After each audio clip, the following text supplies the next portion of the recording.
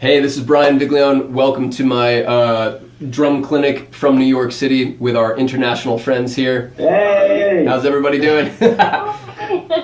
Great. Daniel's going to introduce you. With us we have, when they're keeping beat to heavy metal or hard rock, they want to throw in a fill, and when they throw in a fill it slows down. It's like dun dun ch dun dun ch dun dun dun dun dun, and then they do do do do do before they get back to the rhythm. I'm not saying it's just them, but even me just starting off. Yeah. So how can you keep rhythm, like throw in a fill without losing your space, like losing the tempo? What I've done to work against that is, again, practicing rudiments to a metronome, because what it is too, it's your body will tend to associate certain rhythms with certain tempos. So if you're playing along if you're going like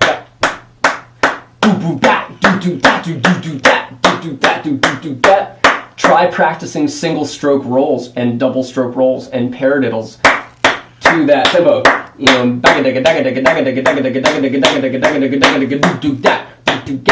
what I mean? That's sort of really the three-step approach to drumming that I tried to follow. I think when I was younger and learning all of this stuff, was you are introduced to a new rhythm or a new rudiment. You get a basic physical understanding of how to execute that, where your hands and feet land on a given beat. Then you begin, playing that rudiment or rhythm in time so your body can acclimate. And then you begin combining those two things. Play 8 bars or 16 bars of the beat and then incorporate that drum fill. But you have to really be focused on not rushing, and also as hearing the drum fill as a musical phrase and not just sort of like a clump of notes to be executed and put out. You got to really hear how it's going to lead into that, and in doing that will help you accent the drum fill to make it even smoother and even cooler when you return back into the beat. You know what I mean? So and that goes for heavy metal just as much. If you're playing a thrash beat that's like at a really quick tempo, you want to still feel the 1, 3, 4, 1, 2, 3, 4, 1. You want to hear the pulse, and you want to hear the rhythmic core through the drum fill, so you give yourself something to root to. Not that you just hear like, and it just sounds like one gigantic flurry of fucking notes.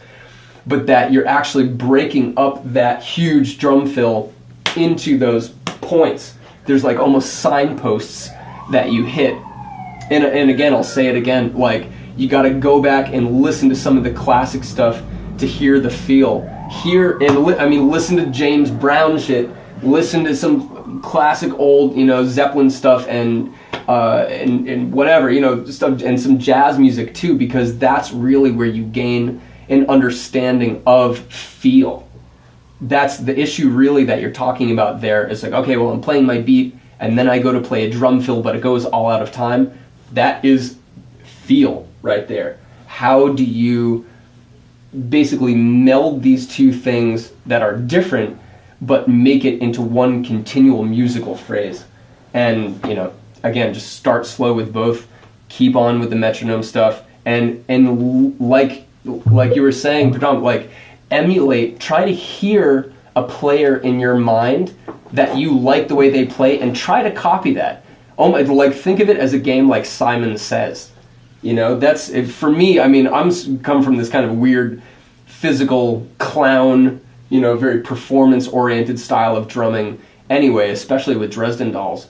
And for me, I try to say, well, how can I glean some of this performer that I really admired, and how can I try to sound like this thing at first, because that's the doorway in. But then once you get there, then you can make it more of your own. That's, so that's good. All right, the next rudiment that's important to, I would say, focus on, one that's really adaptable and musical in a lot of ways. You can incorporate it into beat, and so forth, and really spread it around the whole kit in a nice way, is the paradiddle, which is just a combination of a single and a double. So you basically have the pattern of right, left, right, left, right, left, left. And basically the same principle applies to the double on that. You want to accent the second beat like this.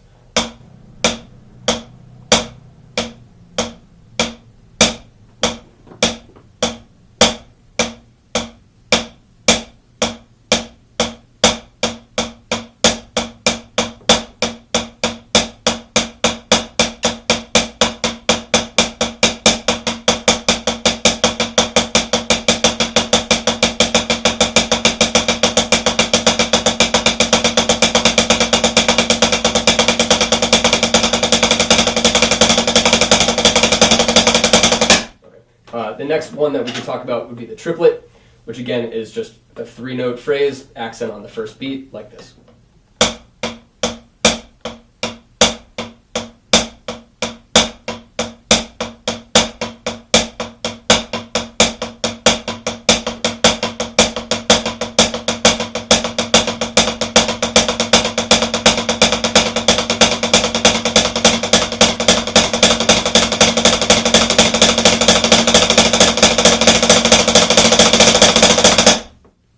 And the last one that I want to talk about is my favorite of all time, the buzz roll.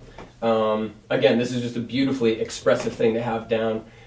Makes amazing transitions, is a fantastic tension builder, and basically gets its name from the sound that you elicit with the drum stick, and I'm going to demonstrate on the actual snare drum itself so you can really hear it. So basically, what you want to try to focus on with this is getting as many bounces out of the stick as possible. And the way I do it is by tightening up my grip on my thumb and forefinger a bit and sort of digging the stick into the head like this.